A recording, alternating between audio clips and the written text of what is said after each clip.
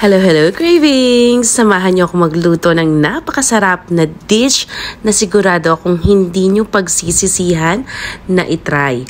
At sigurado akong mapapawaw kayo sa sarap.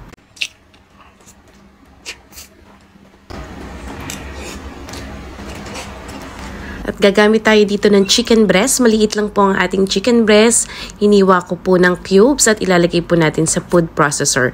Pag wala po tayong food processor, pwede na po ang blender or pwede naman nating hiwa-hiwain ng tad-tad na tad-tad. Nilagyan po natin ng chicken cube, pampalasa.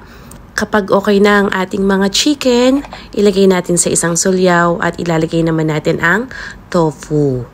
Lalagyan din natin ito ng harina, ng itlog, ng paminta, at ito ay hahalu-haluin natin, lalamas-lamasin hanggang mag-well combined lahat.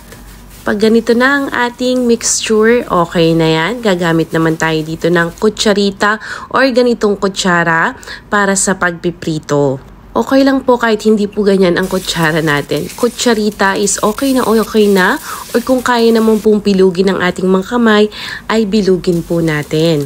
Pag golden brown na po ang ating mga chicken tofu balls, hanguin na natin. Ilagay muna natin sa side at gagawa tayo ng tomato sauce. Inuna ko po ang tomato paste sa kaunting-kaunting mantika lamang. Isunod na rin natin ang ating tomato sauce. Ito nga pala ang ating ginamit na tomato sauce. Kalahati lang po niyan. At toyo, lagyan din natin ang pangpatamis na konting asukal at paminta. Maglalagay na rin tayo dito ng tubig. Halu-haluin lang natin ito hanggang ito ay kumulo. Kapag kumukulo na po yan, pwede na po natin tikman. I-adjust na lang po natin. Depende po sa ating mga panlasa. At kung kinakailangan pa po ng tubig, lagyan lang po natin ng tubig. Ilagay na po natin ang ating mga chicken tofu balls. Halu-haluin para naman lahat ay mayroon sauce.